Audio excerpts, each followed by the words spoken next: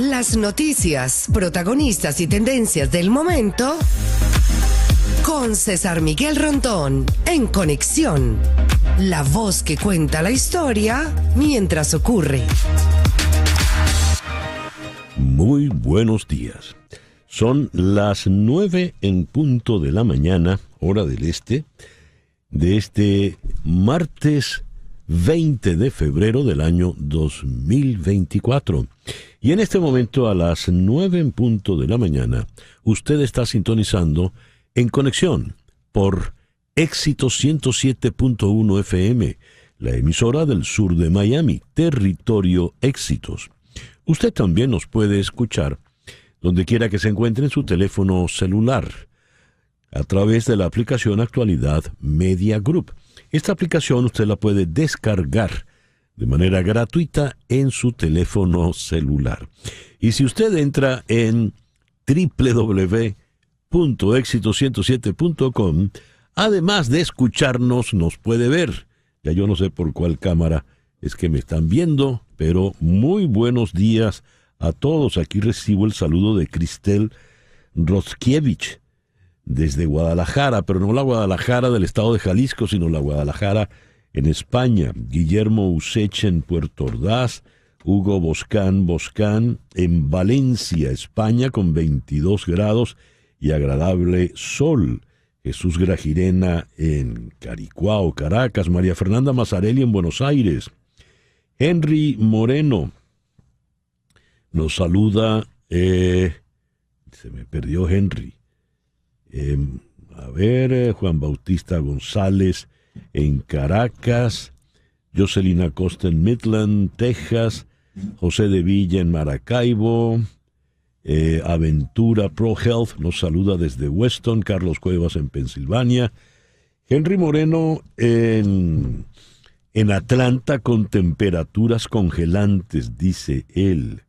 Carmen Rojas, Aeda Bon, doña María Alicia Cifontes, Dios acompaña a Rocío San Miguel, dice la señora Cifontes. Magali Hernández en Dublín, Guillermo Lozada en Johns Creek, Georgia, Joya en Toronto, con besos para Barbarita que serán dados. Antonio Rodríguez, el amigo Mike Malone nos saluda hoy desde Ogden, Utah.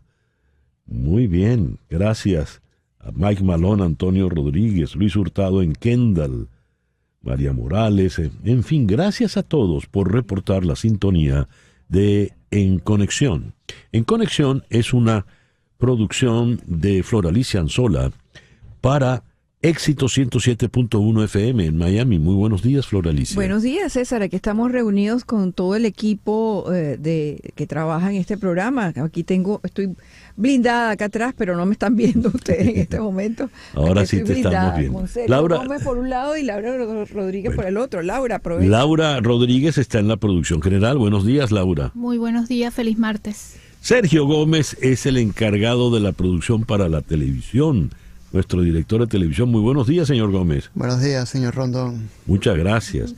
En Madrid está Mariel Sofía Rodríguez, encargada de la producción informativa. Buenos días, Mariel Sofía.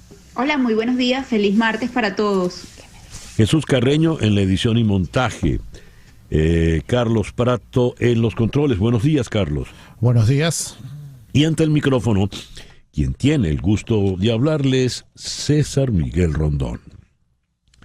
Hoy, 20 de febrero, es el día de San Eleuterio de Turnal, Santa Jacinta Marto, San Euquerio de Orleans, San León de Catania y San Serapión de Alejandría. Felicitaciones, pues, a todos los serapiones. En el calendario astrológico de Enrico Mariani, para el día de hoy, tenemos a la luna creciente en Cáncer. La luna de Cáncer es la luna de los sentimientos, es la luna de los sentimentales. La luna de Cáncer es buena, por ejemplo, para las relaciones interpersonales. Es la luna para los enamorados, es la luna de la fertilidad, es la luna propicia para todo lo que tiene que ver con los niños. Dice el calendario astrológico que esta es una buena luna, después de todo lo anterior, por supuesto, para casarse. Y ya que está en luna creciente, es una buena luna también para sembrar y podar las plantas. Luna creciente en Cáncer, Sol en Piscis, este 20 de enero del año 2024. Hoy es el Día Mundial de la Justicia Social.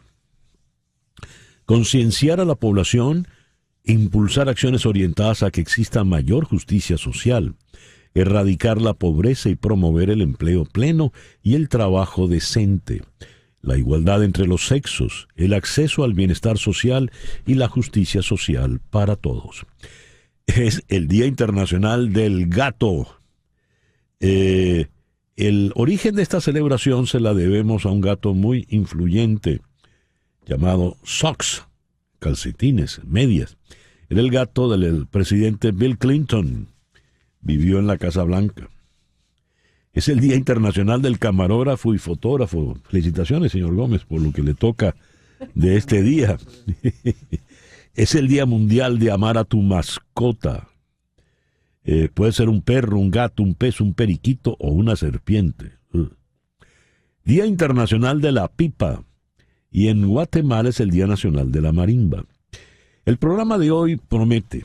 Vamos a conversar en la ciudad de Washington con la abogada Tamara Sujú, abogada defensora de derechos humanos, directora ejecutiva del Instituto CASLA. Con ella vamos a ponernos al tanto del caso de Rocío San Miguel. Y además del caso de Rocío San Miguel, vamos a analizar con ella las graves declaraciones que diera ayer el fiscal Tarek William Saab, acusando ahora a la señora San Miguel de espía.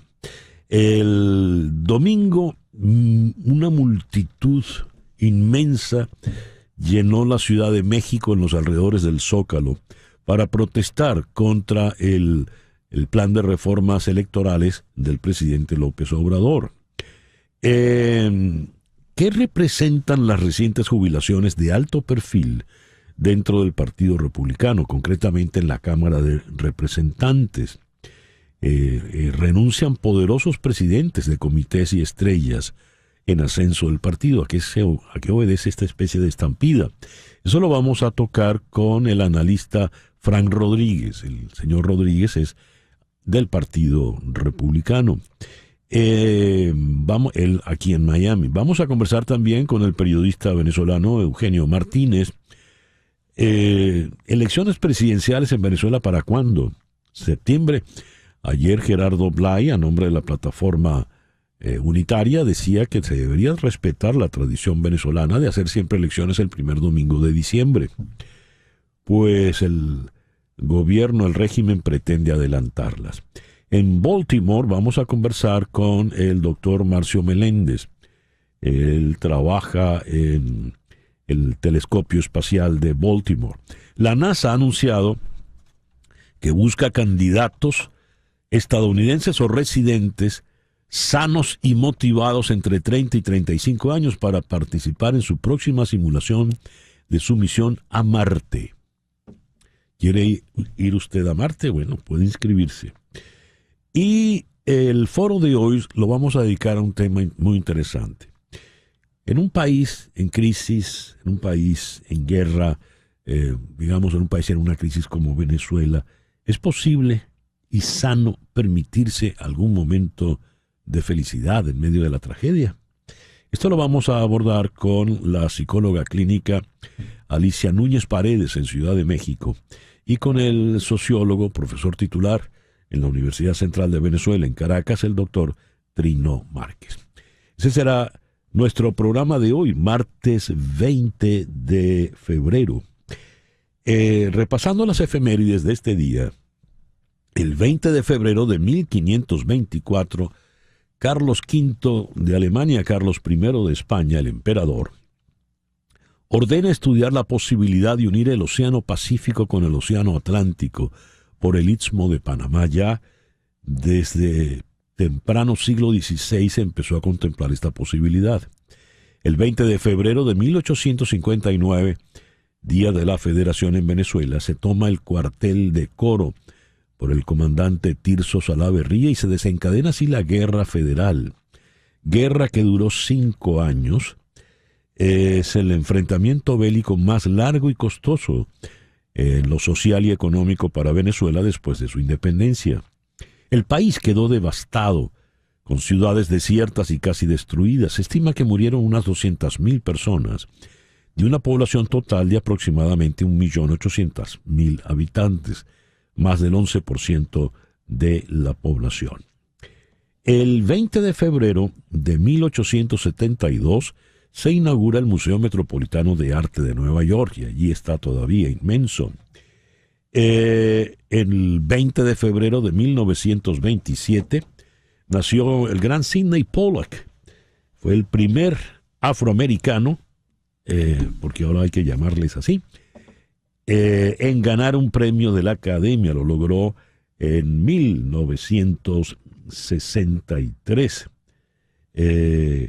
Obtuvo también el premio, lo habían nominado también en 1958.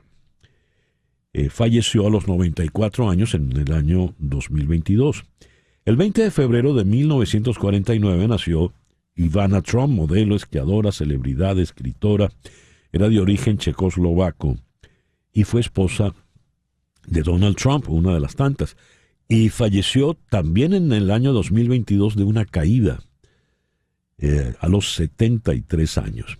Hoy cumple 70 años Tamara Adrián, activista, profesora, abogada venezolana. Es la primera diputada transgénero elegida en América Latina, tras lograr el escaño con el Partido Voluntad Popular en las elecciones del 2015. También participó como aspirante a la candidatura presidencial en las pasadas elecciones primarias de la oposición venezolana.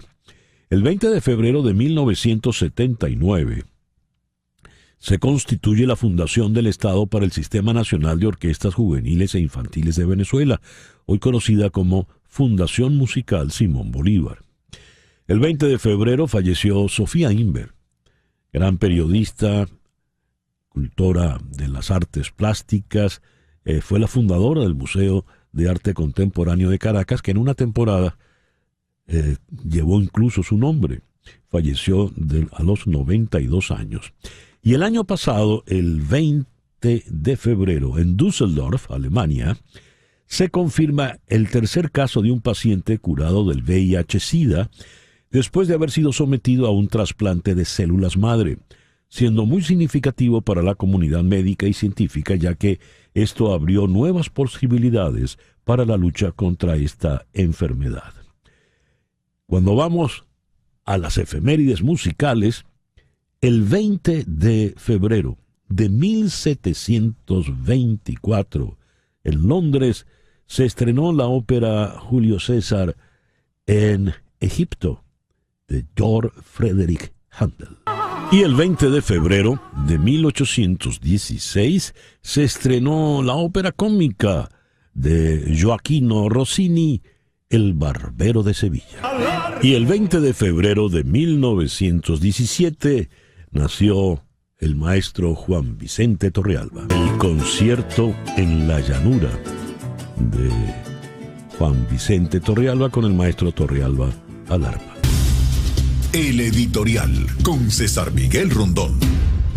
Ayer lunes apareció el fiscal general de Venezuela, designado por la Asamblea Chavista, y de hecho es el fiscal del régimen, Tarek William Saab, presentando una supuesta evidencia de la vinculación del activista Rocío San Miguel con un plan para asesinar al presidente Nicolás Maduro. Sobre una mesa, el fiscal general expuso ante la prensa mapas y computadoras supuestamente incautados y mostró fragmentos de una orden de operación confiscada a un militar detenido, acusado también de participar en el plan de magnicidio en el que aparece mencionada explícitamente Rocío San Miguel. Los mapas incautados en un allanamiento a la vivienda de San Miguel el pasado miércoles tenían sedes militares demarcadas, dijo Saab.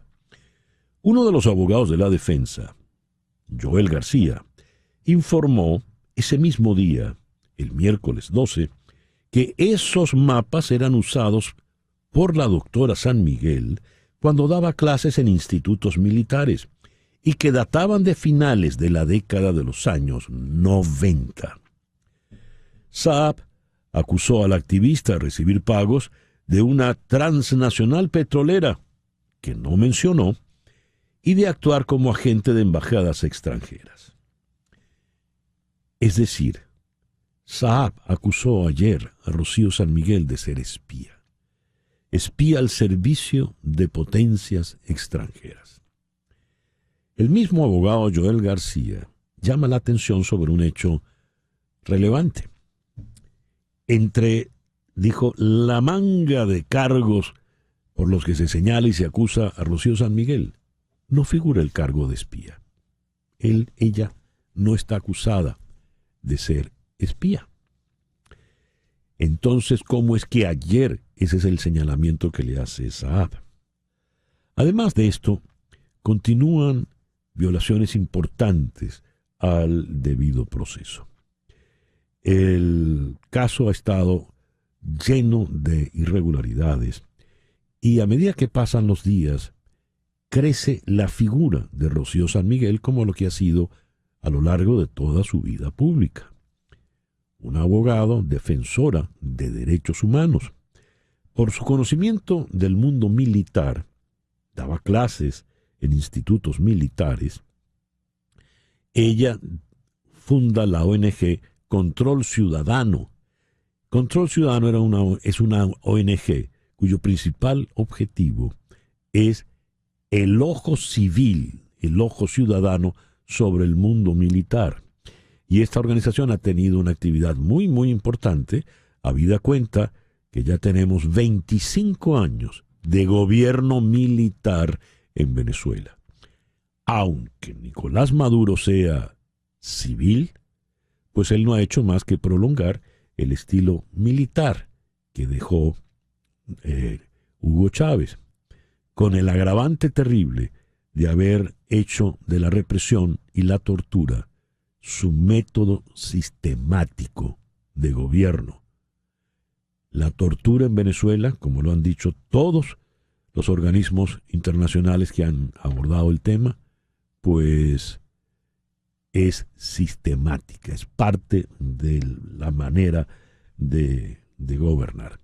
Maduro, por cierto, habló y señaló que la Oficina de Derechos Humanos, del Alto Comisionado de Derechos Humanos de Naciones Unidas, establecida en Caracas, los funcionarios también eran espías. En fin, ahora hay una suerte de paranoia con esto del espionaje. Son las 9:20 de la mañana. Vamos a hacer una pequeña pausa y al regreso venimos con las noticias más importantes de este martes 20 de febrero. Esto es En Conexión por Éxito 107.1 FM en Miami. Continuamos en breve con César Miguel Rondón en Conexión por Éxitos 107.1 FM. Y ahora a las 9:25 de la mañana vamos con las noticias más importantes de este martes 20 de febrero. Comenzamos en Caracas. El jefe de la delegación negociadora de la Plataforma Unitaria Democrática, Gerardo Blay, informó en rueda de prensa ayer sobre la reunión que sostuvo la plataforma con la contraparte oficialista liderada por Jorge Rodríguez en la sede de la Asamblea Nacional y frente al equipo mediador de Noruega. Consignamos ante la facilitación noruega y el jefe de la delegación de gobierno un escrito de 24 páginas con las denuncias de violación y otro escrito de 9 páginas que complementa en un mes lo que ha venido aconteciendo en violaciones parciales del Acuerdo de Barbados. Hay que desescalar. Es una cita textual para Blay. En el encuentro propusieron crear un equipo para avanzar en la discusión de las garantías electorales establecidas en el Acuerdo de Barbados.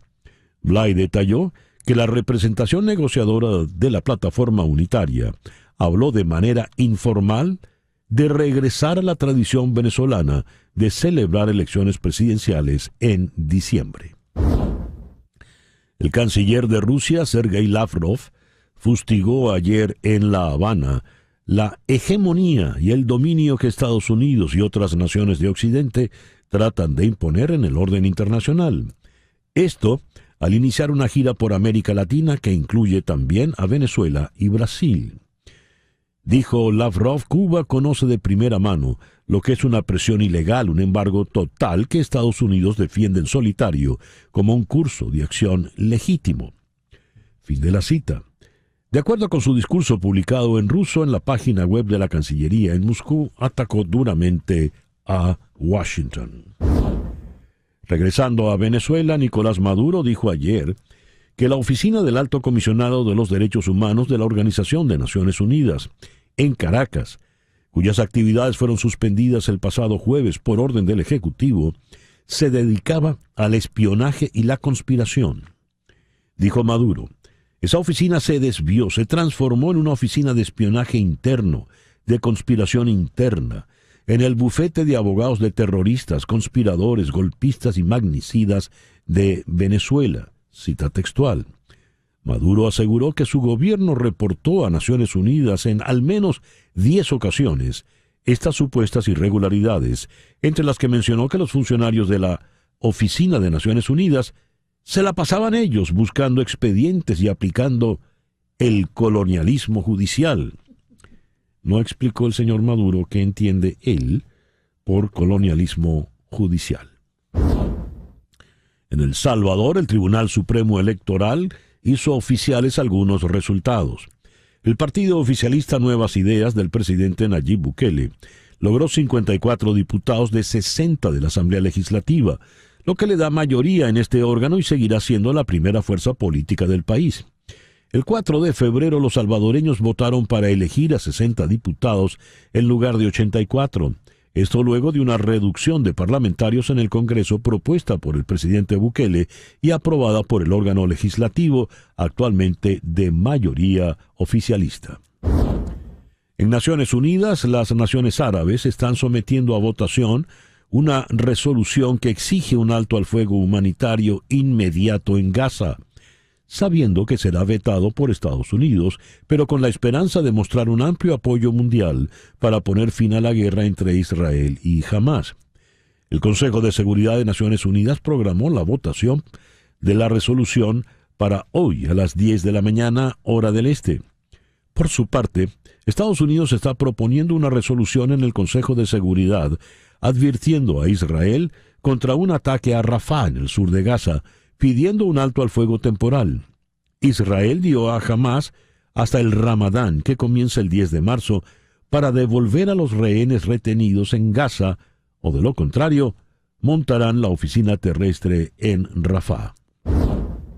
En Colombia, el Ministerio de Hacienda presentó un proyecto de decreto que conferiría al presidente Gustavo Petro facultades sin precedentes en la decisión sobre proyectos que comprometan recursos financieros de periodos futuros. Allí se propone que el presidente tenga la última palabra en las modificaciones presupuestales relacionadas con dichos proyectos. Esta medida significaría una centralización de la toma de decisiones presupuestarias en la figura del presidente, algo sin precedentes hasta la fecha en la legislación nacional. En Haití, un juez acusó a la ex primera dama por el asesinato en 2021 de su esposo, el presidente Jovenel Moïse. La suya se encontraba entre más de 50 acusaciones que también incluían a un ex primer ministro y al jefe de policía del país, que presuntamente fueron cómplices de un plan para derrocar al gobierno. El asesinato de Moïse sumió a Haití, el país más pobre del hemisferio occidental, en el caos, creando un vacío de poder que las bandas de narcotraficantes han llenado en gran medida. El nivel de violencia se ha vuelto tan extremo, informó la BBC, que el Comité Internacional de la Cruz Roja ahora se ve obligado a colaborar con las pandillas que, se dice, controlan hasta el 80% de la capital, para así poder entregar ayuda humanitaria. En México, asociaciones civiles de oposición de la Alianza Unidos realizaron ayer la Marcha por Nuestra Democracia en decenas de ciudades para denunciar los riesgos que afrontan las elecciones por la violencia del narcotráfico y las reformas constitucionales del presidente Andrés Manuel López Obrador. 12 días antes del inicio oficial de la campaña para las elecciones del 2 de junio, miles de personas se reunieron en el Zócalo de la Ciudad de México, la plaza más grande de América Latina, para denunciar el reciente proyecto de revisión constitucional del presidente López Obrador. El paquete de 20 reformas plantea controvertidos cambios al sistema de pensiones, la subida del salario mínimo, la elección por voto popular de los magistrados de la Suprema Corte y la eliminación de los reguladores autónomos. La Fiscalía de Venezuela divulgó ayer supuesta evidencia de la vinculación del activista Rocío San Miguel con un plan para asesinar al presidente Nicolás Maduro. Sobre una mesa, el fiscal general Tarek William Saab expuso ante la prensa mapas y computadoras supuestamente incautados y mostró fragmentos de una orden de operación confiscada a un militar detenido, acusado también de participar en el plan de magnicidio en los que aparece mencionada explícitamente Rocío San Miguel, según Saab. Los mapas incautados en un allanamiento a la vivienda de San Miguel el pasado miércoles tenían sedes militares demarcadas, dijo Saab. Uno de los abogados de la defensa, Joel García, informó ese mismo día, miércoles, que esos mapas eran usados por ella cuando daba clase en institutos militares y que databan de finales de la década de 1990. Saab acusó al activista de recibir pagos de una transnacional petrolera que no mencionó y de actuar como agente de embajadas extranjeras. El abogado Joel García, mientras, informó que se agotan los lapsos para ejercer el recurso de apelación y para solicitar diligencias de investigación a fin de desvirtuar la imputación fiscal. Y reiteró las irregularidades en torno al arresto, privación de libertad y los cargos de los que acusan a la presidenta de la ONG Control Ciudadano. Y también en Venezuela, el ministro de Exteriores de Rusia, Sergei Lavrov, comienza hoy su visita oficial para reforzar la cooperación bilateral, según el gobierno de Venezuela, que informó de la llegada del funcionario ruso. En la red X, el ministro de Exteriores venezolano, Iván Gil, aseguró que este nuevo encuentro reforzará la amistad, solidaridad y cooperación entre dos naciones que cuentan con una larga historia de alianzas y hermandad ante las adversidades. Cita textual. Se espera que durante la visita Caracas y Moscú suscriban un memorándum de entendimiento de cooperación para contrarrestar las medidas coercitivas unilaterales por parte de Estados Unidos, según el ejecutivo de Nicolás Maduro.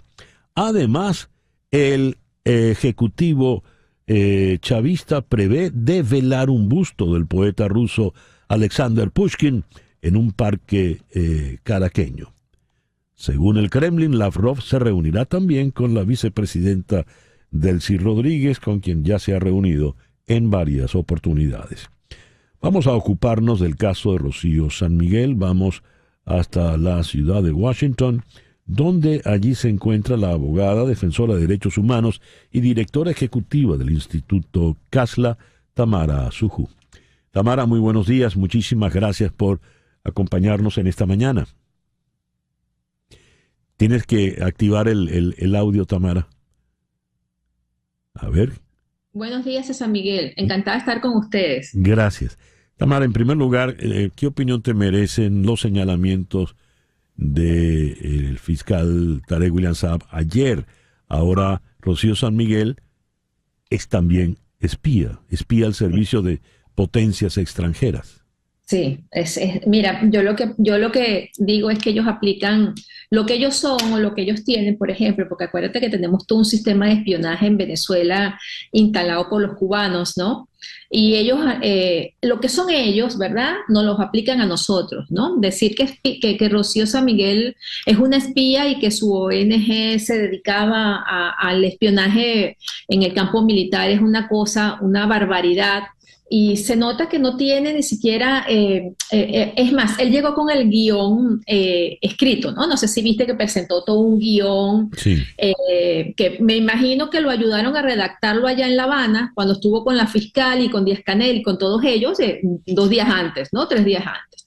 Acusar a Rocío San Miguel por haber encontrado, por ejemplo, unos mapas, que es una cosa totalmente absurda, porque Rocío San Miguel justamente era profesora de la Escuela Superior de Guerra Naval, de la Escuela Aérea de la Guardia Nacional, y además su cátedra era Seguridad y Defensa de la Nación. Es decir, sus mapas son mapas históricos, César Miguel. Es como una colección de mapas que tú tienes, ¿verdad?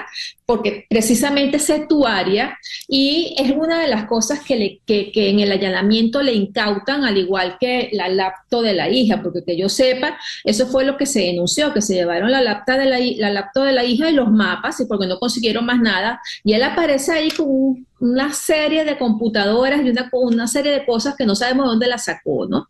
Entonces, primero, le violan el debido proceso, le violan el derecho a la defensa, la desaparecen por más de 72 horas, aunque él diga que no es desaparición forzada, porque Rocío San Miguel fue detenida sin orden de aprehensión, sin conocer que tenía un proceso de investigación en su contra el viernes en la madrugada, y fue presentada el lunes en la noche. Después de 72 horas, aunque él haya dicho el domingo, admitido por todo el escándalo que había, que la habían detenido, ella es presentada en los tribunales en la noche del lunes, ¿no? Es una de las cosas, César Miguel, perdona que me encadene, que nosotros estamos viendo en Venezuela, de que son patrones presentada en el DGCIN, fue presentada a la medianoche en el DGCIN, no en un tribunal con un fiscal y su defensor de ella, o sea, el defensor escogido por ella, no, con un defensor público impuesto, porque es lo único que están haciendo, como si fuera una matriz, ¿no? A todo el mundo un defensor público, a la medianoche en un organismo de seguridad, sin que lo supiera su familia, sin que lo supiera sus abogados de confianza. Entonces, se transforma en una matriz de violaciones de derechos humanos sistemática y continua, que se está haciendo la realidad en Venezuela, que se está tomando como que no es un escándalo, pero que sí es un escándalo, César Miguel, porque detener a una persona en esas circunstancias, sin orden de aprehensión, sin que se conozca una investigación en su contra, presentarla en un tribunal dentro de un organismo de seguridad, sin su abogado defensor, sin su derecho a tener defensa y sin que su familia conozca dónde está, ¿verdad? Son violaciones sistemáticas de derechos humanos y crímenes de lesa humanidad que se cometen en una mediana realidad, o sea, en una aceptación de que es lo normal en Venezuela. Eso no es absolutamente nada normal, y los venezolanos no nos podemos someter a eso, César Miguel. Sí, eso hay ahora, que denunciarlo. ¿Por qué el encono, por qué el empeño en Rocío San Miguel? ¿Quién es ella de verdad para que el régimen se haya volcado en su contra con esa vehemencia? La vehemencia, por ejemplo, del propio Saab. Mira, primero yo creo que el régimen ha emprendido una persecución contra las mujeres que no le tienen miedo, las mujeres que lo enfrentamos, las mujeres que le decimos la verdad, las mujeres que denunciamos arbitrariedades, no solamente en materia de derechos humanos, sino en lo que está sucediendo dentro del entorno que conocemos, en el caso de Rocío San Miguel, en el entorno militar, descontentos, arbitrariedades, cosas, corrupción, etcétera, ¿no? Al igual que el de Fundaredes, que justamente dentro de su campo denunciaba todo lo que estaba pasando con la guerrilla y todo eso, ¿no? Entonces, a las personas que no se callan y que con fundamento, con conocimiento, con inteligencia, denuncian, desnudan al régimen. Por eso es que la acusan de eso, ¿no? Porque además ella en su materia, que es la materia militar, tiene muchísimo conocimiento y es reconocida internacionalmente por eso. ¿Qué va a pasar con Rocío San Miguel? ¿Cuál es el desarrollo que se espera de un caso como este? Mira, César Miguel, yo lo que puedo suponer y decirte, comentarte que pienso, es que Rocío es una rehén más, ¿no? El régimen quiere forzar otra mesa de Barbados, y en más mesa de Barbados lo que se llevan son rehenes. Ellos en este momento tienen de rehenes reconocidos, rehenes de relieve, tienen a las 3 personas de 20, a los 3 coordinadores de 20 regionales y a Rocío San Miguel. Ahí tienen 4 rehenes, ¿no?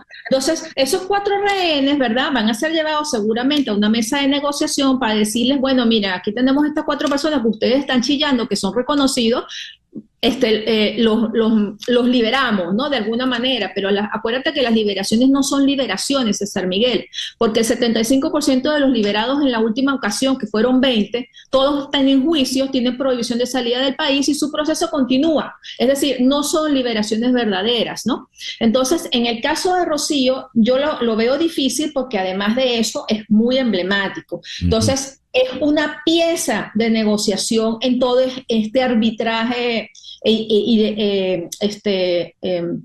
esta cosa bárbara que está sucediendo en nuestro país, ¿no? Para obligar a la oposición. Ellos creen que arrinconar a la oposición, ellos creen que la inhabilitación de María Corina y los nuevos rehenes son una forma de negociar, y todo el mundo se está dando cuenta, César Miguel, la apreciación internacional es que esta forma de negociar con el hacha en el cuello, obligar a la oposición a ir de esta manera, ya internacionalmente se está viendo muy mal y ellos están quedando muy mal. Ya. Tamara, muchísimas gracias por estos minutos en el programa de hoy. Gracias, César Miguel. Tamara Azujú es la directora ejecutiva del Instituto CASLA, una abogada reconocida por su defensa de derechos humanos. Nos habló desde la ciudad de Washington. Son las 9:43 de la mañana. Una pequeña pausa y ya regresamos en Conexión por Éxito 107.1 FM en Miami. En un momento regresamos con César Miguel Rondón en Conexión por Éxitos 107.1 FM.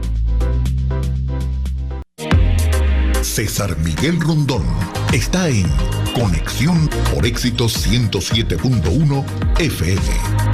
Y a las 9:45 de la mañana hacemos contacto con Javier Pacheco de la oficina de Jani Martínez Ward, tu abogada de accidentes. Muy buenos días, Javier, ¿cómo estás? ¿Qué tal? Buenos días, César. Gracias por la invitación al programa. Saludos para ti y para toda la audiencia. Supongo que después de este fin de semana largo por el asueto del President's Day han de tener ustedes mucho trabajo en la oficina, ¿no, Javier? Así es, no solo por el asueto, sino también por las fuertes lluvias que cayeron en el sur de la Florida. Muchas personas lamentablemente se vieron involucradas en accidentes. Tuvimos el fin de semana bien movido y el día de ayer, a pesar de ser President's Day, estuvimos aquí trabajando también, atendiendo a muchas personas que lamentablemente se encontraron en esa situación de estar en un accidente de auto. ¿Cómo es el proceso cuando es un accidente, por ejemplo, por lluvias torrenciales?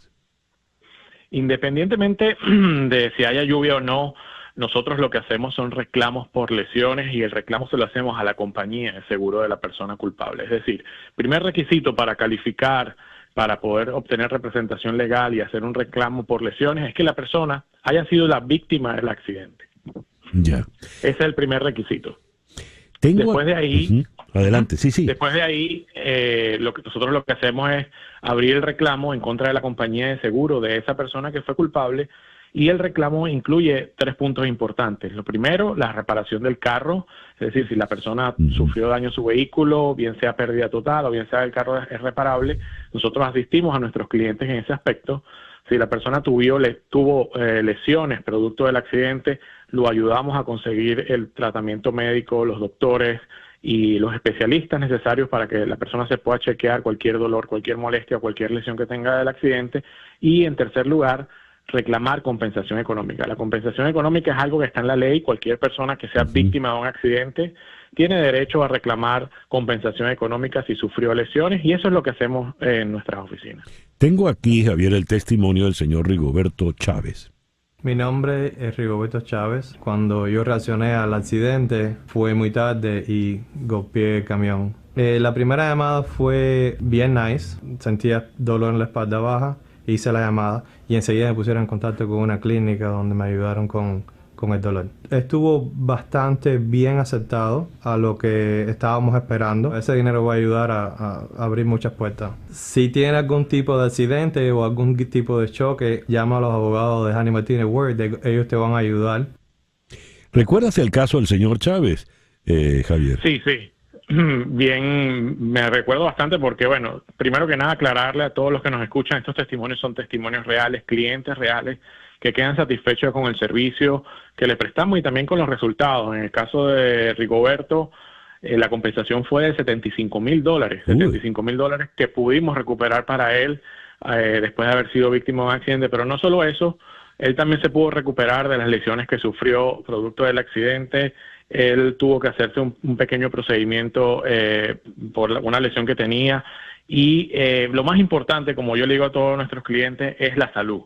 Sin embargo, todo lo que la persona hace por su salud son las pruebas que nos permiten a nosotros tener un caso sólido y reclamar esa compensación y obtener ese dinero para nuestros clientes.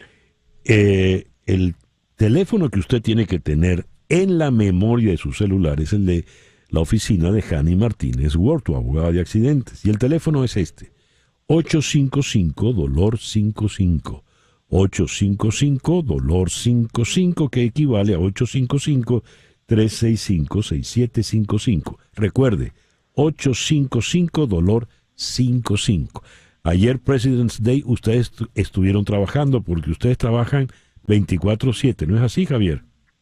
Así es, cualquier persona que esté en un accidente nos puede llamar 24 horas del día, 7 días a la semana y le vamos a atender en su idioma, en español, le vamos a explicar de manera fácil, de manera sencilla cómo es el proceso. Lo mejor de todo, César, para cerrar con esto, la persona no tiene que sacar dinero de su bolsillo para contratar nuestros servicios, nosotros solo cobramos si ganamos una compensación económica para nuestros clientes. Javier, muchísimas gracias por atendernos en esta mañana. Gracias a ustedes. Feliz día para todos. Feliz día. Javier Pacheco de la oficina de Hanny Martínez Ward, tu abogada de accidentes. 855-DOLOR-55. Las noticias de este momento en Conexión Radio. ¿Qué noticias tenemos en este momento, Flor Alicia? Bueno, César, OpenAI lanzó ayer Sora, un generador de inteligencia artificial de texto a video que puede crear videos realistas. Sora puede generar escenas tanto realistas como imaginativas a partir de instrucciones de texto de hasta 1 minuto de duración según la empresa. Sora aún no está disponible para el público. Por ahora, OpenAI dijo que el generador de inteligencia artificial solo estará disponible para los llamados equipos rojos o profesionales de ciberseguridad, quienes evaluarán áreas críticas en busca de daños o riesgos. Y te explico cómo funciona. A ver. Tú pones en el texto lo que tú quieres. Tú quieres, por ejemplo, en este ejemplo lo hicieron, una ciudad como Nueva York sumergida en agua y tener un video de eso. Ellos lo pidieron y lograron una imagen bastante realista de lo que podría ser la ciudad sumergida en el mar, con algunos detalles que terminaron siendo errores, pero es lo que están tratando de hacer.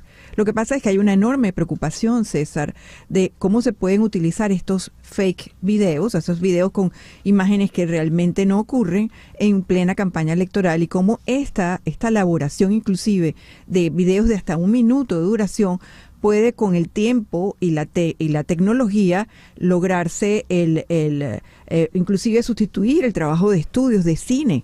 Es decir, que por primera vez, después de tantas otras disrupciones que ha tenido la tecnología en otros medios, ahora hay que temblar también en el mundo del cine y en el mundo de los videos. Va a ser más fácil pedir un videoclip, por ejemplo, para un cantante con un tema en donde tú escribes en el texto de la inteligencia artificial de Sora, en realidad en este caso, qué es lo que tú quieres, colocas la información de quién es el protagonista de esto y te lanza un video de 1 minuto.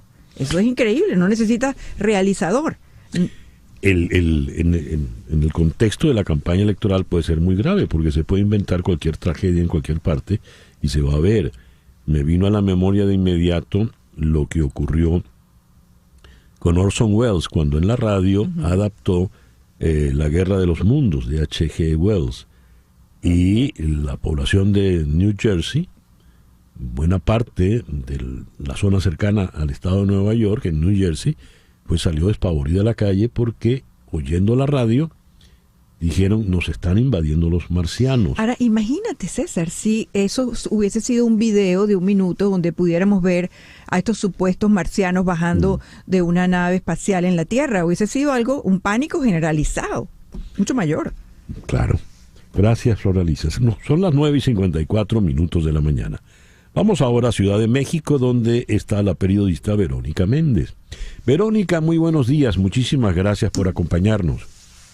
Qué gusto saludarte, César. ¿Cómo estás? Muy buenos días. Buenos días. Verónica, al parecer fue multitudinaria la manifestación en el Zócalo y sus alrededores y en otras ciudades aparte de la capital mexicana en protesta contra las reformas electorales del señor López Obrador. ¿Qué nos puedes contar? Fue una reunión multitudinaria, sí. Esta vez se llenó, se quedó repleta la Plaza de la Constitución, este lugar emblemático en la Ciudad de México, pero en contra de López Obrador. Ahora sí que, como dicen, llenó la plaza López Obrador, pero en su contra, porque fueron miles y miles y miles y miles de almas que protestaron en contra de sus reformas, sus 20 reformas, principalmente las constitucionales. Hay reformas que son muy básicas, que no necesitarían ni siquiera ser sometidas a una mayoría calificada. La población salió a marchar el domingo en contra de estas reformas y en defensa de la democracia, en defensa de la división de poderes, en defensa del respeto al poder judicial, al poder legislativo. Cuando el presidente López Obrador pues se ha convertido en ese huracán que quiere absorber los poderes de la Unión, que quiere tener el control de los poderes de la Unión. De hecho, una de sus reformas incluye modificaciones a la Constitución para desaparecer, así como lo escuchas, la Suprema Corte de Justicia de la Nación y hacer un nuevo poder judicial, una nueva elección de jueces y ministros por voto popular.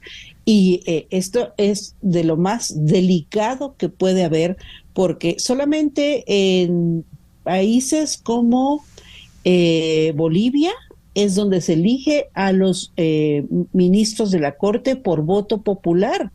Es peligrosísimo porque se involucran los partidos políticos y se corre el riesgo de que haya hasta dinero mal habido en esas campañas de los jueces y magistrados. A ver, ¿cómo reaccionó López Obrador ante esta manifestación multitudinaria?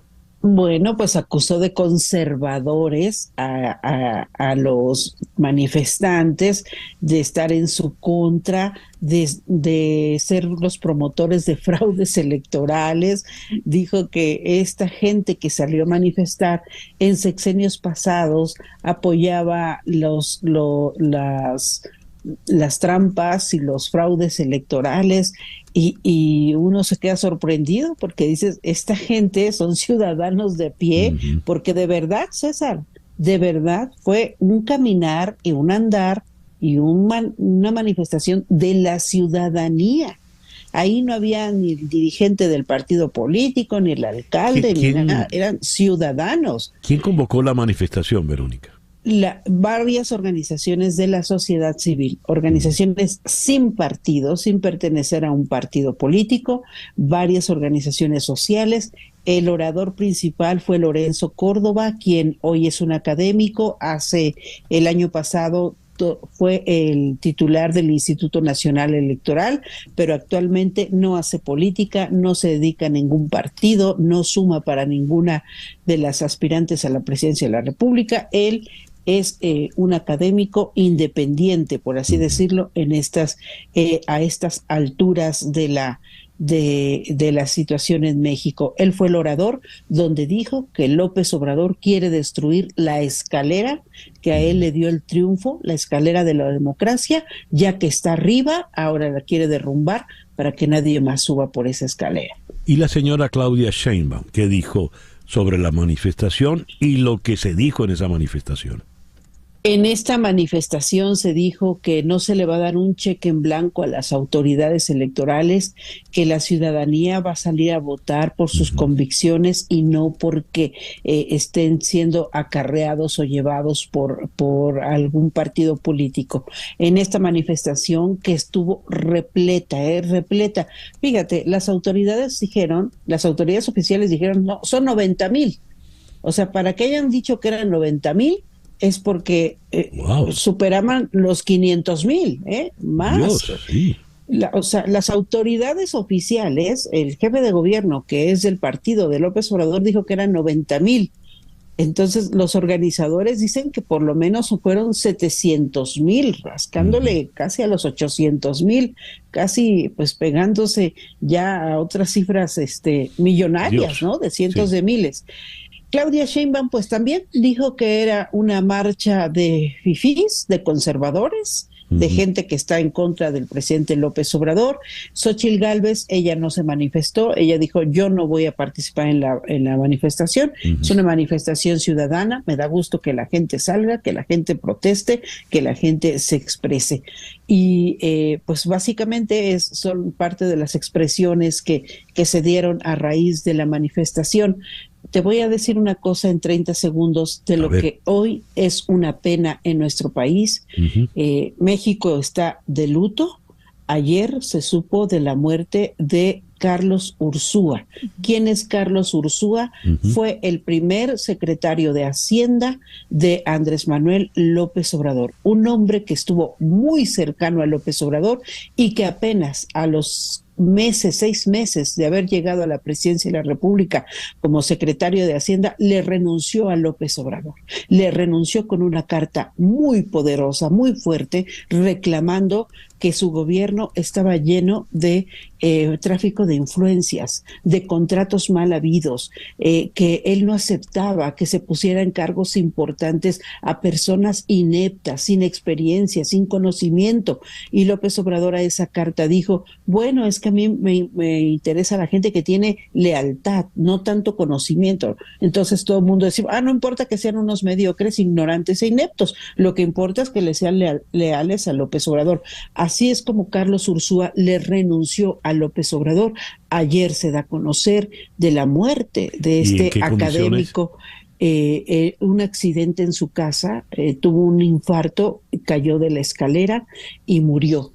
Lo que te voy a decir es que Xóchitl Gálvez tenía poco que había sumado a Carlos Ursúa a su proyecto y lo perfilaba como secretario de Hacienda si ella ganaba la presidencia de la República. Hoy México está de luto porque sí, Carlos Ursúa era un hombre muy querido en muchos sectores, en el sector académico, en el sector empresarial, en el sector de la política, era muy apreciado y ha llamado mucho la atención un signo. López Obrador no mandó condolencias a sus familias. Lo hizo todo el mundo y él no lo hizo. Caray. Bueno, dice mucho de quién es, ¿no? Verónica, claro. Gracias por estos minutos en la mañana. No, al contrario. Gracias a ti, querido César. Siempre a la orden. Te mando un fuerte abrazo y que sea para ti un estupendo martes. Gracias, igual para ti. Verónica Méndez, periodista desde Ciudad de México. Hacemos ahora una pequeña pausa y al regreso venimos con nuestro foro del día de hoy. ¿Es posible y sano permitirse algún momento de felicidad en medio de una tragedia colectiva? De ello nos ocupamos al regreso. Esto es En Conexión por Éxito 107.1 FM en Miami. Una pausa y regresamos con César Miguel Rondón. En Conexión. Vamos a nuestro foro del día de hoy. En un país en crisis, en guerra, un país como Venezuela, por ejemplo, ¿es posible y sano permitirse momentos de felicidad en medio de la tragedia? ¿Se puede percibir que se es feliz a pesar de todo? Las clasificaciones del Informe Mundial sobre la Felicidad, basadas en gran medida en evaluaciones de la vida de la encuesta mundial Gallup de 2022, publicadas el año pasado, revelaron de que a pesar de que Rusia y Ucrania habían estado en una situación de guerra durante más de un año, para ese entonces la felicidad y el bienestar y la benevolencia de sus ciudadanos no se vieron afectados. ¿Cómo se puede explicar esto? ¿Es posible ser feliz en medio de la crisis?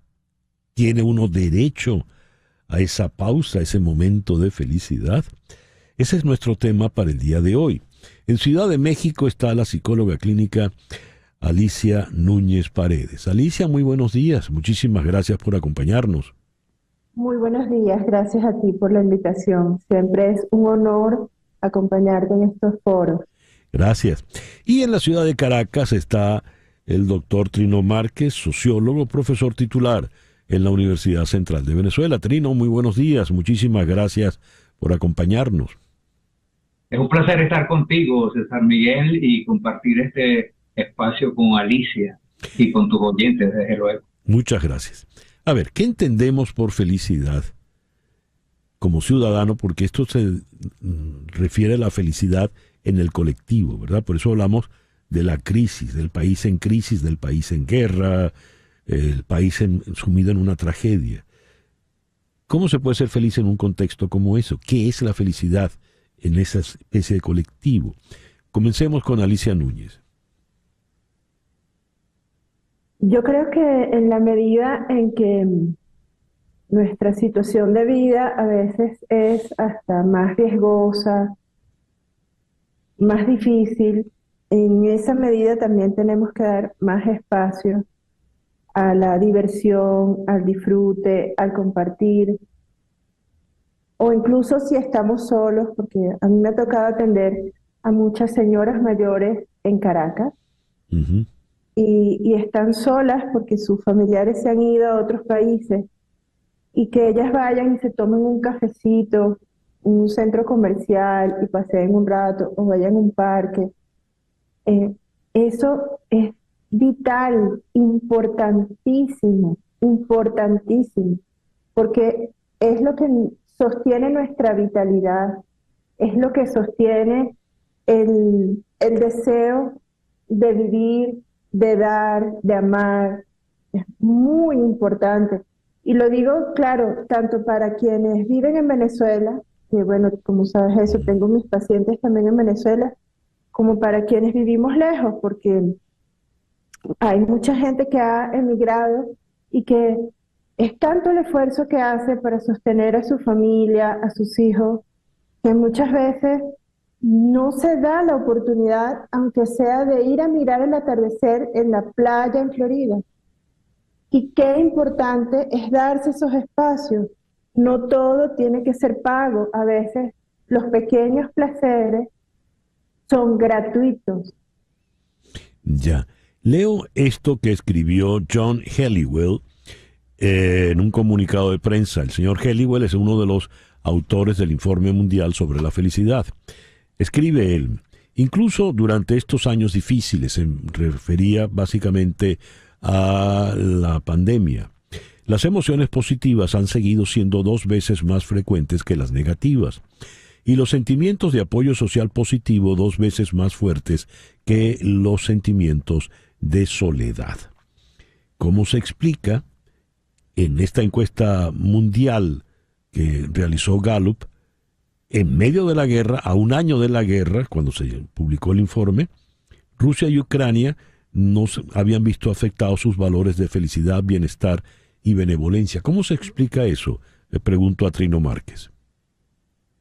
Bueno, las explicaciones son, por supuesto, muy complejas, porque pareciera que la tendencia natural es que en un ambiente donde predomina la guerra, la muerte, tánatos, como dirían los psicoanalistas, lo coherente es que la gente se sienta deprimida y dominada por sentimientos negativos.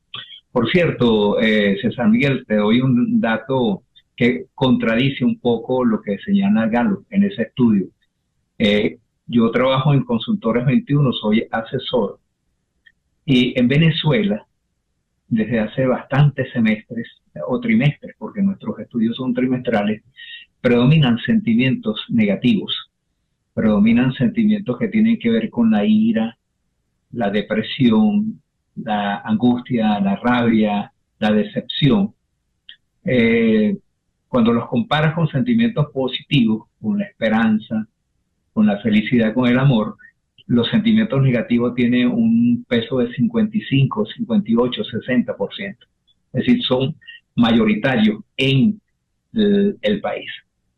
Y eso se explica por los gravísimos problemas económicos y sociales y políticos que vive la nación. Sin embargo, decir que una sociedad con tantos conflictos como Venezuela tiene un segmento de 45 o un poco más de gente que ve con optimismo la vida y que ve con optimismo el futuro, es una buena noticia. Yo no la asumo como mala noticia, pero como una noticia positiva, porque cualquier observador externo podría pensar que va a ser ampliamente mayoritario el sentimiento negativo.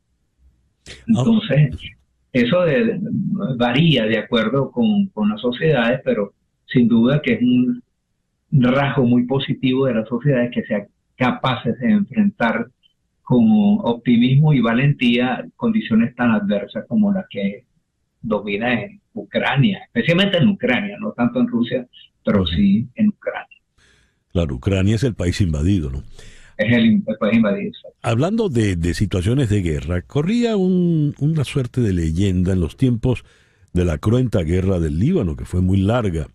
El Líbano, Beirut, una ciudad hermosa, la París del Mediterráneo la llamaban, contaban que estaba la gente, no quería perder la costumbre del café, tan europea, esa costumbre tan parisina, y caía una bomba al lado y la gente seguía en el café, tratando de aferrarse a la cotidianidad, a la vida normal.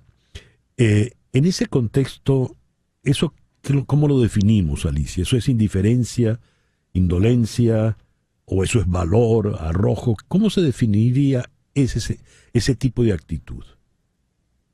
Yo la definiría como una disociación que las personas a veces tenemos que hacer para separar un poco el dolor, el conflicto, la muerte, el horror, y poder continuar viviendo.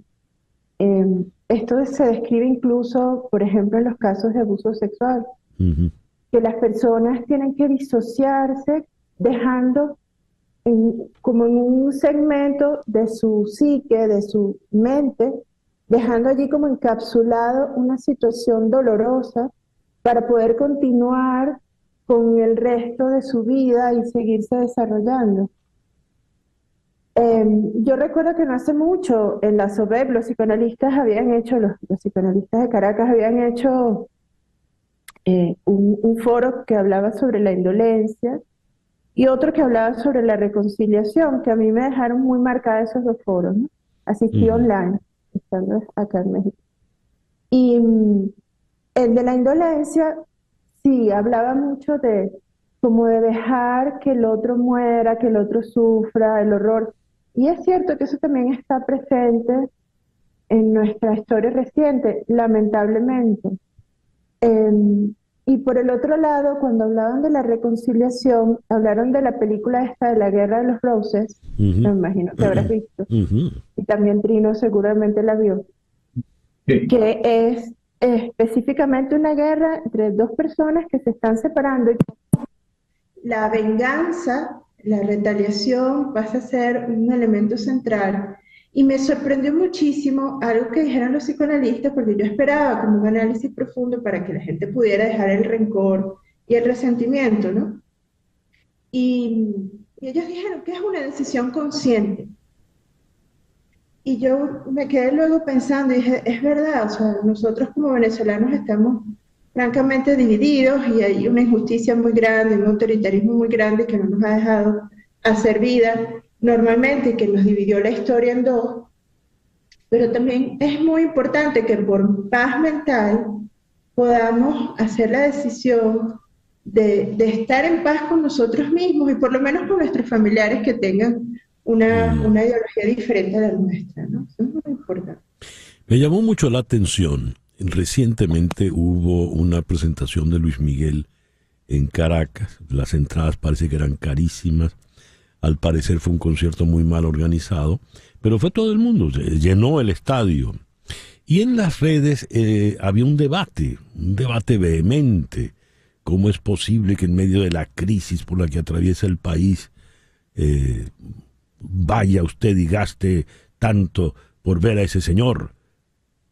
Me gustaría tu opinión a propósito de eso. Yo creo que Luis Miguel se presenta en cualquier parte y no sé, eso no es problema, ¿no? Va a verlo quien lo quiera ver o quien lo pueda pagar. ¿Qué ocurrió allí? ¿Por qué ese debate, Trino?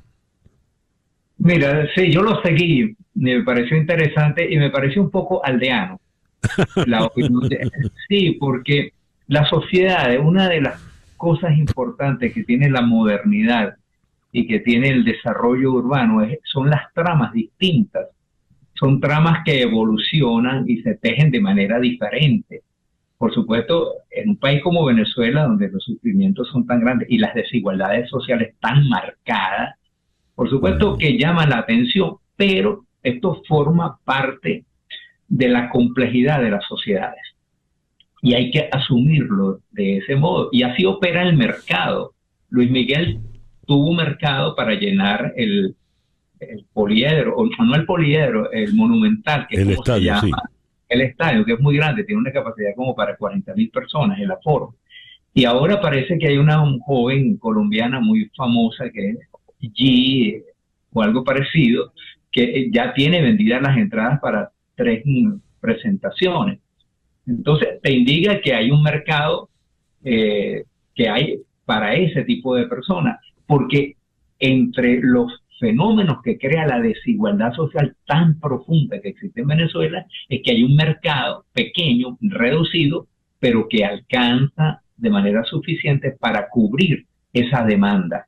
Y yo lo entiendo de ese modo. Este no es un mercado uniforme, no es un mercado equilibrado. Aquí la distribución del ingreso no es pareja, más bien es de las más desiguales de América Latina. Pero con ese pequeño mercado hay suficiente gente, hay suficiente demanda para cubrir esos requerimientos. Y hay que entender de ese modo, las sociedades son así, las tramas son diferentes y es bueno que eso ocurra. Las sociedades no son uniformes.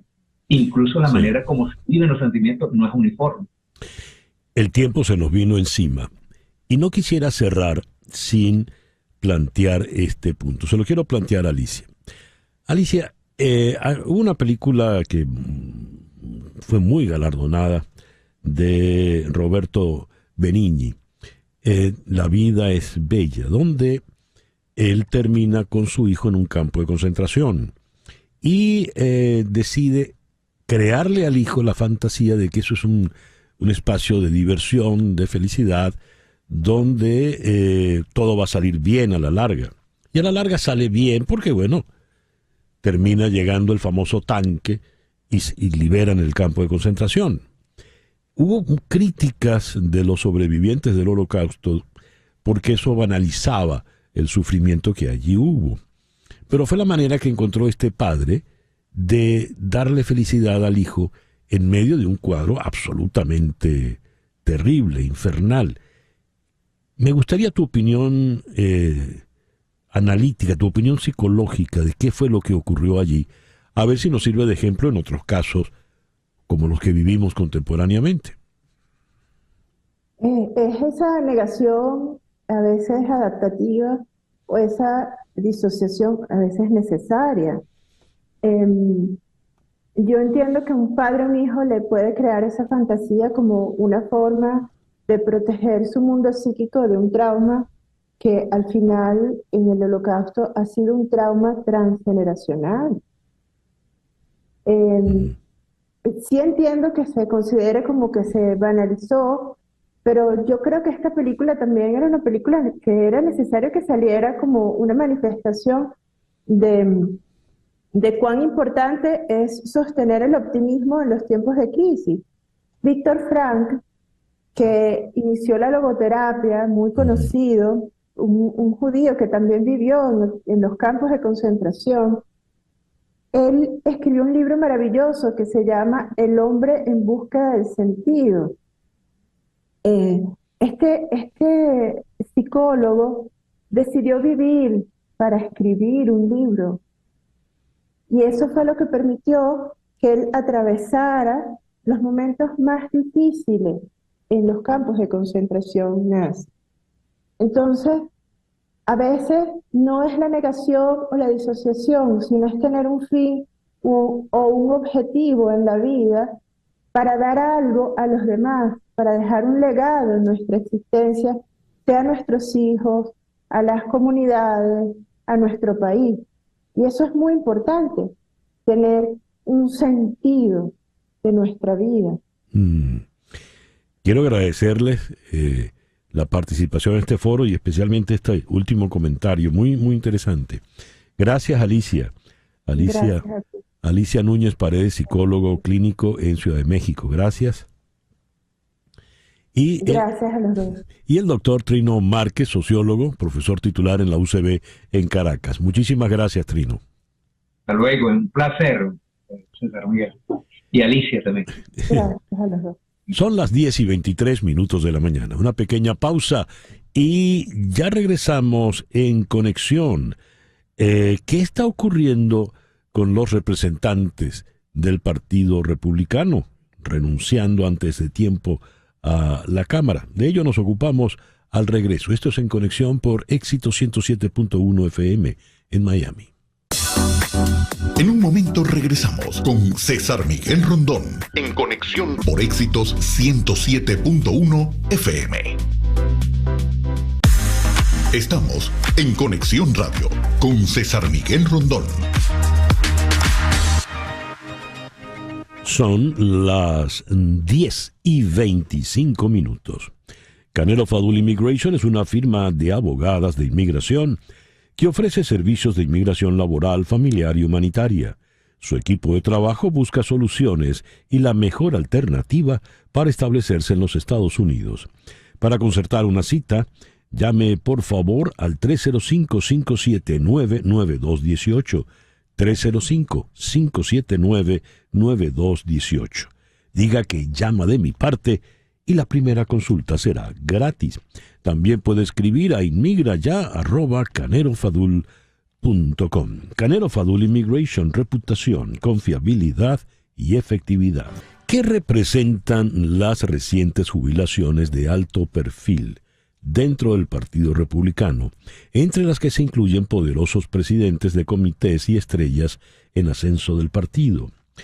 El 118 Congreso ha sido uno de los menos productivos de la historia, al aprobar solo 39 proyectos de ley desde su inicio en el año 2023, el año pasado. Y ha habido declaraciones interesantes. Por ejemplo, Don Bacon, representante de Nebraska, un moderado que representa un escaño decisivo clave, dijo que la lucha de su partido por gobernar fue la causa de algunas de estas salidas. Cuando estás dividido en tu propia conferencia, en tu propio caucus, la alegría del trabajo es más difícil, declaró Bacon. Cuando tienes gente en tu propio equipo con los cuchillos en la mano, eso lo hace menos agradable. Y Carlos Jiménez, de Florida, aliado del depuesto presidente de la Cámara, Kevin McCarthy, dijo que no era así como él o muchos de sus colegas imaginaban la vida en la mayoría parlamentaria. Dijo: pensé que algunos de nuestros miembros serían más inteligentes. Muchos de nosotros estamos frustrados con lo que está pasando y eso es simplemente ser honesto. ¿Qué es lo que está pasando? Del Partido Republicano aquí en la ciudad de Miami está el analista político Frank Rodríguez. Frank, muy buenos días. Muchísimas gracias por compartir con nosotros en la mañana de hoy. Para mí es un gusto estar con ustedes. ¿Qué es lo que está ocurriendo allá en Washington con los representantes del Partido Republicano? Lo que está ocurriendo es un reflejo de la sociedad en general. Muchos republicanos están a favor de ayudar a Ucrania, por ejemplo yo, y muchos están en contra. Entonces ahí ya empieza el primer quiebre. Además de que muchos se retiran por diferentes motivos, incluso para postularse para senador, y otros que simplemente han estado demasiado tiempo ahí, pero la mayoría es la frustración esa de la cual habla el representante de Miami, Carlos Jiménez, que no es algo tan placentero. Ahora, como conservador, el hecho de que se pasen pocas leyes a mí me agrada. Yo creo que el libro de leyes ya está bastante corto. Yo no necesito más leyes, no sé usted, pero yo no necesito que pasen más leyes. Lo que necesito es que quiten regulaciones y quiten leyes que están ahogando la libertad, tanto económica como política. Entonces, estamos en una situación que uno de afuera, como dice un outsider, Donald Trump, es hoy en día el líder del partido, y mucha gente del establecimiento clásico republicano no se lo traen. De hecho, en cuanto él salió presidente, hubo también una estampida de muchos representantes de Miami, como Ileana Ros-Lehtinen, por ejemplo, que llevaba mucho tiempo en el Congreso y salió. Y entró gente nueva de Miami al Congreso. Por el otro lado, el otro partido no está inmune. También tiene el ala a favor de Hamas, a favor de los palestinos, que trata de convivir con el ala que está tratando de apoyar a Israel. O sea, como te dije al principio, es un reflejo de la sociedad. La sociedad en sí está dividida. Luego, entonces, es lógico que la Cámara de Representantes lo esté por igual. Es curioso, tradicionalmente en Estados Unidos había discrepancias lógicas, necesarias, con relación a los asuntos domésticos. Pero cuando se hablaba de la política exterior, había bastante coherencia, había bastante coincidencia de puntos de vista. ¿Por qué la discrepancia ahora, Frank? ¿Cómo lo ve usted? En el tema de Ucrania, el señor Trump le puso coto a una tendencia que llevaba muchísimos años, y es que Estados Unidos tenía que pagar la defensa de Europa. Y le explicó al ciudadano de a pie que esta gente no estaban pagando sus cuotas. Entonces ahí empezó él a regañar a la OTAN, según yo, correctamente, porque es un descaro que un continente que es afluente económicamente no se defiende él mismo y tenga que ser el contribuyente de Estados Unidos el que lleve el peso gordo de esa defensa. Ahí comenzó lo que le llaman populismo, que es una forma de ver las cosas diferente al establecimiento, a los intereses de las personas que viven y se ganan la vida en la ciudad de Washington. Por ejemplo, cuando hubo la recesión del año 2008, se deprimió todos los bienes inmobiliarios en Estados Unidos, excepto en Washington, donde continuó el valor de la propiedad ascendente como si nada hubiera pasado. Durante aquella época, yo como ciudadano de Estados Unidos hablaba de que yo apretaba un botón y no pasaba nada. Ese fue el sentimiento que logró captar Donald Trump, y entonces ha revolucionado el Partido Republicano, y hoy en día, según yo, estamos en una emergencia nacional. No estamos en esos tiempos, como usted hablaba, que había una discrepancia entre dos partidos. Aquí hay fuertes contradicciones entre los dos partidos, entre dos formas de ver el mundo que son incompatibles, y por ende a mí no me sorprende cualquier fricción que se manifieste. ¿Y qué solución puede tener esa fricción? Porque las fricciones van subiendo de carácter, de volumen, ¿no? ¿A dónde puede terminar eso? Todo en la vida no tiene solución. Lo que sí tiene la vida es resolución. O sea, por ejemplo, en el caso de mi natal Cuba, no hay solución. Lo que hay es una resolución, tal como en el caso de Venezuela, donde continúan las cosas como están, pero no se le puede llamar solución.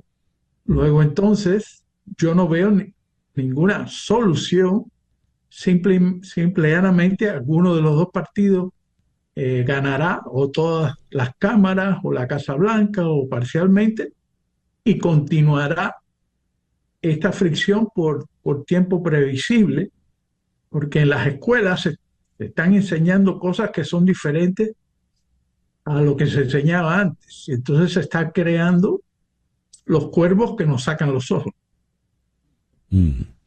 Señor Rodríguez, muchas gracias por compartir con nosotros en esta mañana. Un placer estar con ustedes.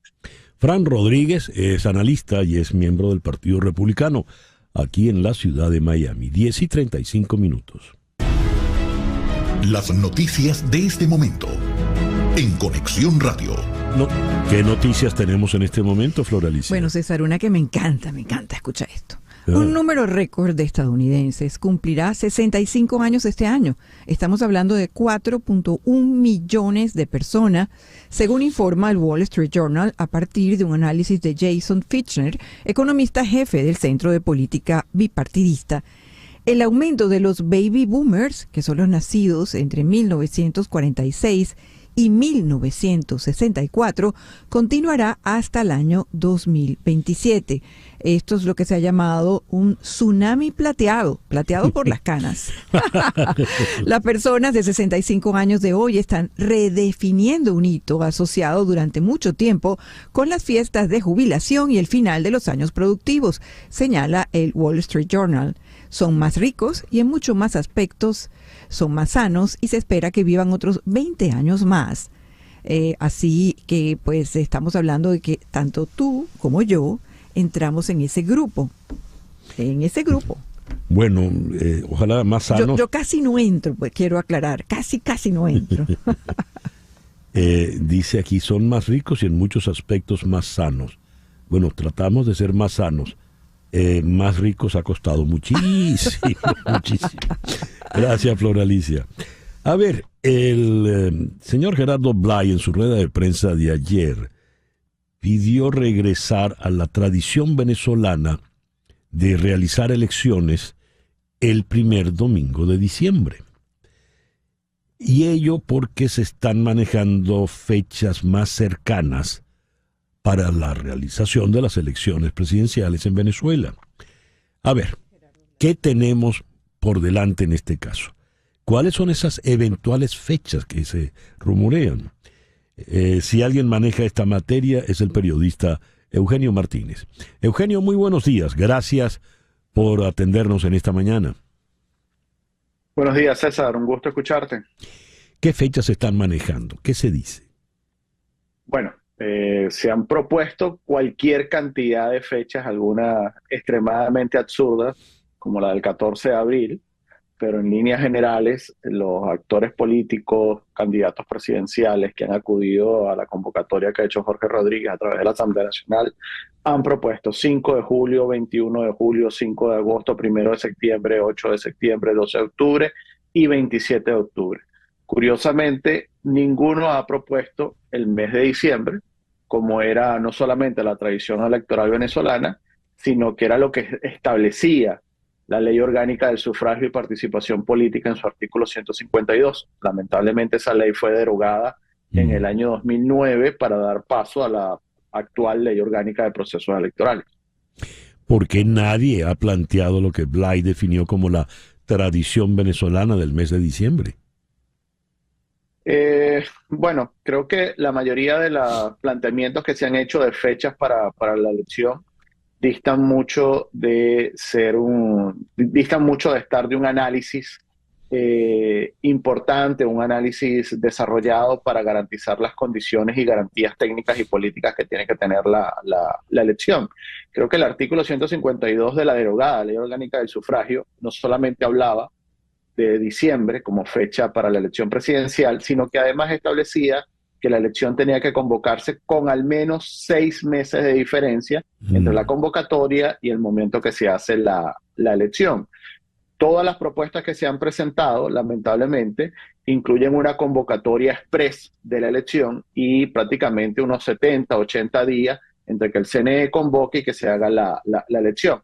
Mientras menos tiempo pase entre la convocatoria y la elección, pues evidentemente menos tiempo hay de desarrollar algunas de las garantías técnicas esenciales, como la actualización del registro electoral. A ello aludió también Blyde en el día de ayer, porque dijo, independientemente de la fecha electoral, hay otras cosas que se pueden adelantar y que son necesarias.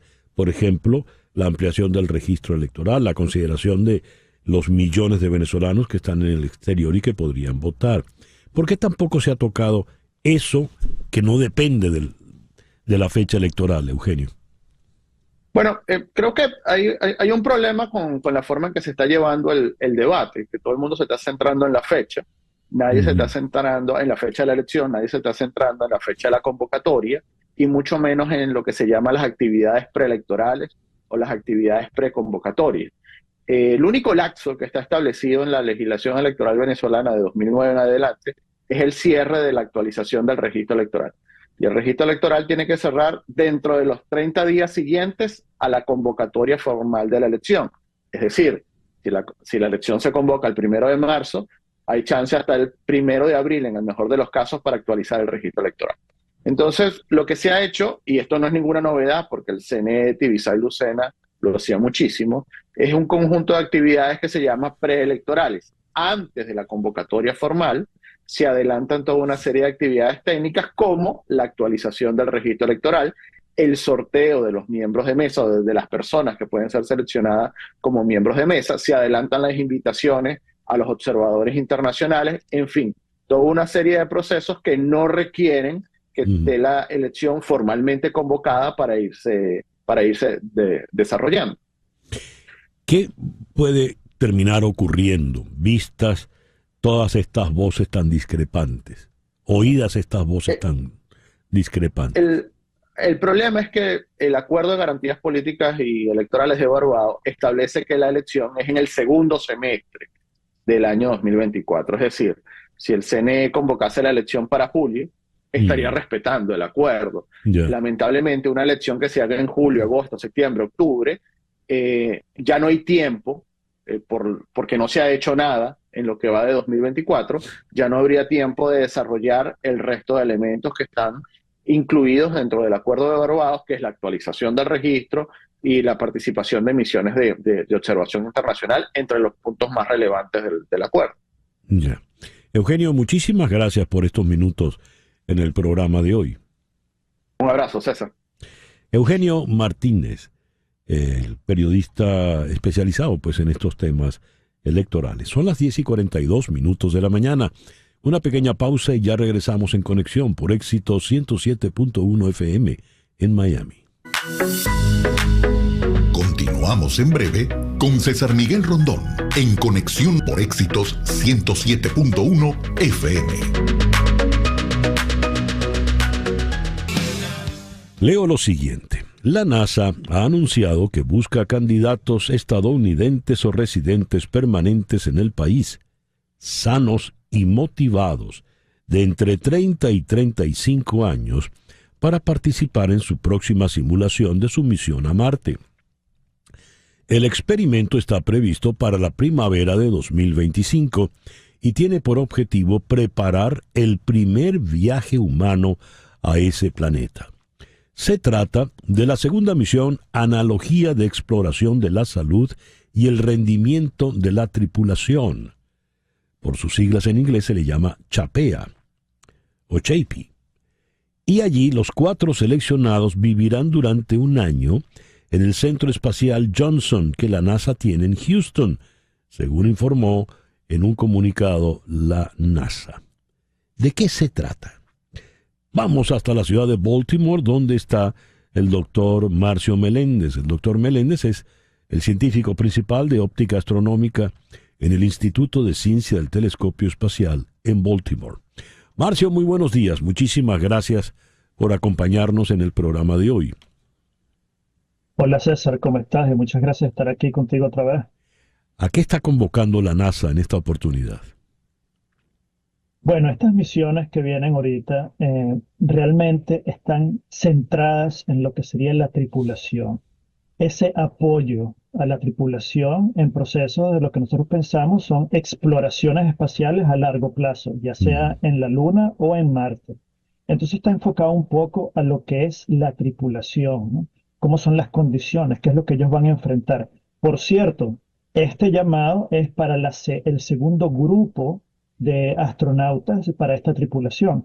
Ahorita existe que a principios de enero de este año cumplieron 200 días el primer grupo que están ahorita dentro de su módulo de exploración en el centro Johnson de la NASA y acaban de cumplir 200 días y en julio, a principios de julio de este año, van a terminar su misión de un año. Entonces este sería el segundo grupo, el segundo de 3 grupos que van a hacer esta parte de exploración y de aclimatación básicamente de la tripulación. ¿Qué hacen durante ese año en ese centro de la NASA en Houston?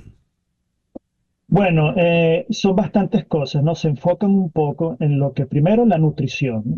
¿Cuáles son esas condiciones que necesitan existir para que una tripulación esté saludable?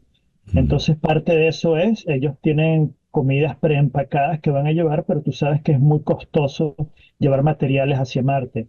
Entonces ellos van a tener sus propias cosechas, de la misma manera que uno puede cosechar tomates o otras cosas en la casa, ellos van a hacer lo mismo dentro de este módulo. También un poco lo que es la interacción personal en la parte psicológica de los astronautas, pero también simular condiciones extremas. ¿Qué pasa en situaciones donde, por ejemplo, tienen un problema que tienen que resolver en Marte, caminatas marcianas, operación de instrumentos robóticos, por ejemplo? ¿Y son de qué género son? ¿Qué sexo? ¿Son hombres, mujeres, solo mujeres, combinado? La misión que está actualmente en este proceso de simulación de análogo son 2 hombres y 2 mujeres. Las próximas misiones van a ser similares. Acuérdate que también esto es parte de ese gran paraguas de lo que es la misión Artemis. No nada más para llegar al viaje del mundo, pero como mencioné anteriormente, es esa exploración del espacio a largo plazo. Y se le ha dado bastante énfasis a ese balance de género, ¿no? Acuérdate que la misión Artemis va a ser la primera misión de poner una mujer en la Luna también. Entonces es un punto importante tener ese balance. A ver, ¿son solteros estas personas? Porque si el ejercicio se lleva un año, se supone que cuando se dé la misión de verdad será muchísimo más tiempo. ¿Qué se les exige a nivel de estado social, a nivel físico, a nivel anímico? Sí, bueno, los primeros requerimientos, como tú dices, ¿no? Tener la motivación de ir para allá. Sí. Y claro, cuando tú ves el llamado ese, es como si fuera una especie de llamado muy genérico, ¿no? Todos estaríamos dispuestos, bueno, no sé si todos, pero yo creo que estaremos bien motivados de ser esos pioneros, ¿no? En exploración espacial. Sin embargo, detrás de eso están los requerimientos básicos para ser astronauta. De hecho, en esos requerimientos existen, necesitas tener una maestría, por ejemplo, tienes grado de educación, necesitas tener una maestría en una de las ramas científicas, de lo que se llama aquí el STEM, o si eres piloto necesitas tener más de 1000 horas de vuelo como piloto. Entonces, hay unos requerimientos por debajo de esto que hemos visto publicitarios, que hemos visto fuera sobre el llamado de la NASA a la gente. Están los requerimientos normales de un astronauta, ¿no? Porque vas a tener, como tú dices, un viaje largo, son más de 6 meses llegar allá y 6 meses regreso, más imagínate lo que sería la presión psicológica de estar de cierta manera aislada en otro planeta, ¿no? Si es difícil la convivencia en el planeta Tierra, ¿cómo será si están encerrados? ¿Se enamorarán? Si se enamoran, ¿qué pasa después? ¿Se pelean? Si se pelean, ¿cómo se tratarán? ¿Cómo serán las relaciones? Digo, y si esto ocurre en el espacio exterior, rumbo a Marte, me imagino el caos, el conflicto. Claro, y yo pienso que esto es parte de estos estudios, es básicamente esas interacciones entre los humanos, ¿no? La convivencia entre los humanos ya es difícil, como tú dices, aquí en la Tierra, y ahora añade esa interacción en un ambiente que es extremadamente estresante para la tripulación. Entonces yo pienso que parte de esto, de hecho, ahorita como mencionamos, ¿no? Que son grupos balanceados de hombres y mujeres. Yo no sé cuáles van a ser los resultados de estos tres grupos, ¿no? Y de los que vendrán más adelante, ¿no? ¿Cuál es la forma óptima en la tripulación? ¿Cuál es el balance óptimo? Claro. ¿Qué son las cosas que se buscan? Tienes que estar soltero, tener hijos, ¿qué es lo que te motiva a ti como persona a estar ahí? Y bueno, asumir además los riesgos que involucran la convivencia con personas en lugares aislados. Entonces me imagino que esos son riesgos controlados que la NASA tendrá que tomar también. Interesantísimo las conclusiones a las que lleguen, ¿no? No tanto para los astronautas como para los terrícolas que aquí nos quedamos, creo yo. Marcio. Claro. Sí. Bueno, y además, acuérdate que no nada más esa exploración, estamos hablando de qué tecnologías podemos utilizar en Marte, ¿no? ¿Qué tecnologías podemos utilizar para aprovechar esta exploración a largo plazo? Muchas de esas tecnologías nosotros las podemos utilizar aquí en la Tierra. Entonces yo pienso que también, aparte del estudio psicológico, todo lo que es la preparación de los astronautas, puede ser que esas tecnologías tengan aplicaciones aquí en la Tierra también. Ya. Muchísimas gracias, Marcio, por atendernos en el programa de hoy. Gracias, César, y muchísimas gracias por la invitación otra vez. El doctor Marcio Meléndez es el científico principal de óptica astronómica en el Instituto de Ciencia del Telescopio Espacial en la ciudad de Baltimore, desde donde nos habló. 10:53. Las noticias de este momento en Conexión Radio. Y ya para cerrar, ¿qué tenemos, Flor Alicia? Bueno, César, el Ministerio de Asuntos Exteriores polaco informó hoy que ha convocado al embajador ruso en Varsovia, Sergei Andreyev, para transmitir su protesta tras la muerte del disidente ruso Alexei Navalny.